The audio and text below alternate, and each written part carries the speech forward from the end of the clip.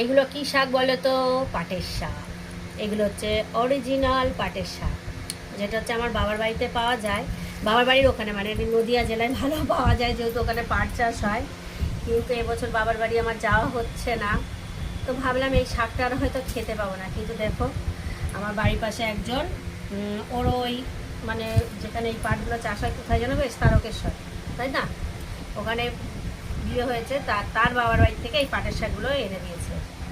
আর আমার এই পাটের শাক যে এত মানে পছন্দের, এবার এগুলো আমি যে এখানে নিয়ে এরকম করে বেছে এটা ফেলে দিয়ে শিরাটাকে ফেলে দেবো, দিয়ে এবার এগুলোকে ধুয়ে কুচিয়ে করব।